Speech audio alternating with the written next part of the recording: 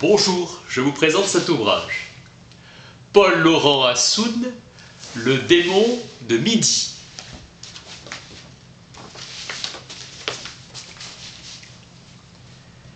Passion de mi-vie que l'on désigne par l'expression de démon de midi, apparue dans le texte biblique.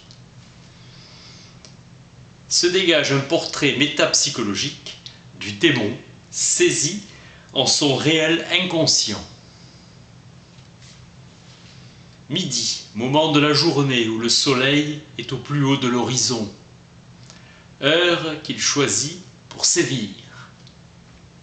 Cycle de vie impacté par le désir, âge critique de la raison médico-sexologique. Instant critique de l'existence, le sujet joue son va-tout, mélange de vérité et d'illusion. Cerner ce démon à la solide réputation. Cet homme vit un moment de désorganisation et réorganise sa vie amoureuse. La psychologie scientifique récuse les démons et les ignore professionnellement. La psychanalyse s'occupe d'un démon majeur, nommé Eros. Question à mi-vie de la vérité sexuelle. La métapsychologie, théorie des processus inconscients, fait droit au démon. Le démon est aussi intraitable que le désir. Le démon déconjugalise et dénoue les liens institués. Moment de vérité du lien social. Une conjugaison au féminin vise la femme. Âge critique du malaise de la ménopause.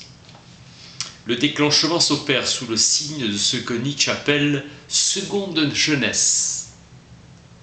Dialectique de l'être et de l'avoir qui se cristallise par ce choix amoureux. La rencontre inopinée déclenche la crise, le sujet se constituant en attente de cet inattendu. Nouvelle première fois. Comportement décalé qui désoriente et intéresse l'analyste. Le coup de jeune n'est pas sans connotation traumatique. Midi ou le désir du désir. Aggiornamento. Pulsionnel. Véritable frisson d'une météorologie déréglée. Le soleil de plomb à midi. Assomme, là c'est plutôt le moment du réveil. Voyageur à un carrefour, idée hegelienne, avec que la comédie marque l'avènement de la subjectivité. Le démon a bon dos, il dédouane le sujet de son déterminisme pulsionnel. Saint Jérôme évoque la morsure dangereuse de midi, versant mortifère où le concept du démon signifie relation mort. Les démons sont toujours les âmes des décédés récents. Les cigales, voix du silence, constituent l'orchestration des voix de la passion.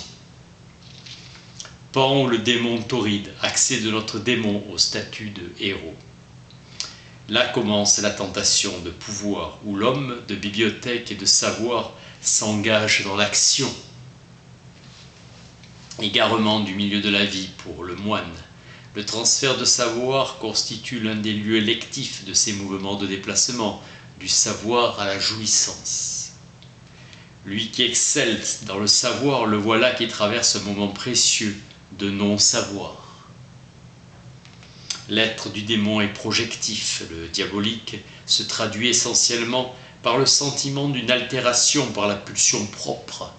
Il s'inscrit comme la projection en acte d'un mauvais interne. La régression ou l'école buissonnière, impression du retour en arrière. Angoisse de vieillissement, surmontement de la castration et magnification narcissique. Le surmoi constitue sa force sur le déclin d'Oedipe, comme puissante formation réactionnelle. La jeune fille en fleurs ou l'état phallique, écho de Proust à la fascination de notre démonisé. Équation de Fénichel où girl égale phallus. Puissance de l'objet chez Lolita de Nabokov où l'amoureux attend de cet objet enchanteur de le gratifier de la révélation au féminin. L'une pourrait au moyen de sa jeunesse, un billet de retour à la jeunesse. L'autre octroie en échange un aller simple vers la féminité. Chez Proust, la jeune fille apparaît comme l'envers du lien à la mère. Poudre d'escampette de l'autre maternel, rapport du désir au temps et à la mort, ne pas rater le coche. Au-delà du carpe diem, impossibilité de retarder l'échéance du désir. On n'a qu'une vie, la voie du démon. Le tout ou rien se détache sur fond d'une perte dont l'imminence se précipite. Dimension authentiquement hamletienne, être ou ne pas être ici et maintenant.